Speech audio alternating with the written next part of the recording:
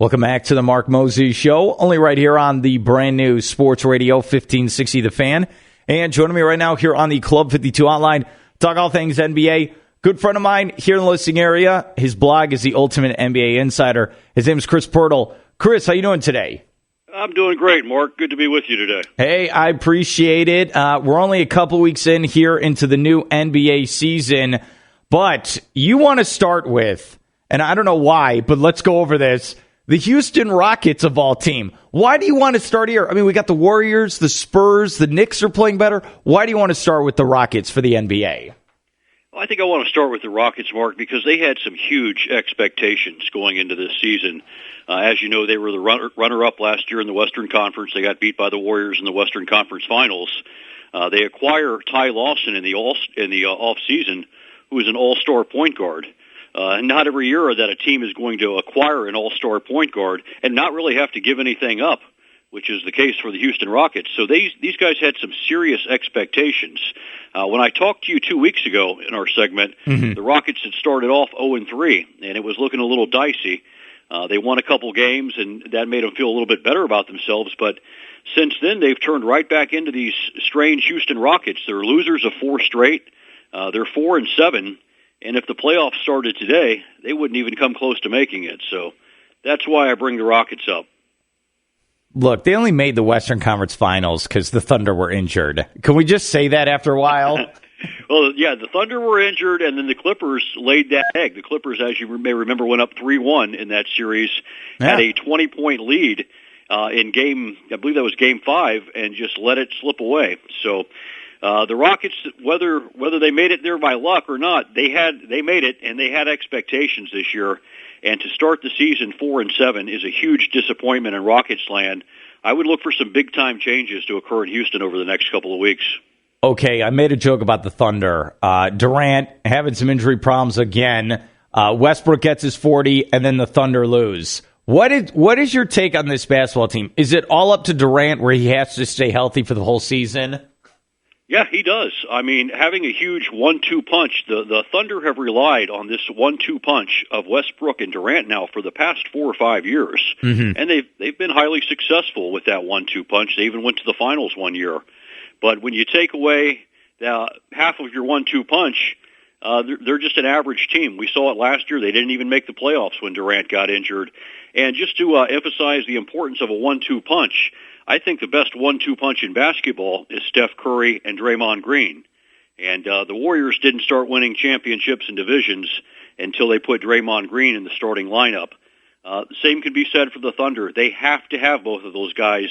If they don't, they're just an average team. Yeah, it's a good point. We're here with Chris Pirtle. Ultimate NBA Insider is his blog. You talk about the Warriors. They're 11-0. I personally believe, and it pains me to say this, but I think they're going to go for the 70 wins. Like, they're already 11-0. I think they have the firepower to do it. But you, my friend, think they're going to lose some basketball games here. I mean, what's your take on the Warriors? Well, I don't disagree with what you say as far as winning 72 games. I'm actually going to predict 74-8 for these Warriors. That's how much I like them, and that's how good I think they are. As far as losing, I think they're going to lose tonight when they host Toronto. Draymond Green has some injury concerns tonight, so he may not play, and that's one of the reasons that I think they're going to lose tonight. Plus, they're 11-0, and they can't just continue to win all of these games. So I think that a loss is going to happen eventually, and it's probably going to be tonight. But I don't think that winning 70 or 74 games is unrealistic by any stretch. Here's the thing, though. Is it good for the playoff run that you go crazy in the regular season and because we saw this with Miami where they tried to go for the 33 in a row and it almost killed them come playoff time. Do you think it's good and wise for this team to try to go for the Bulls record?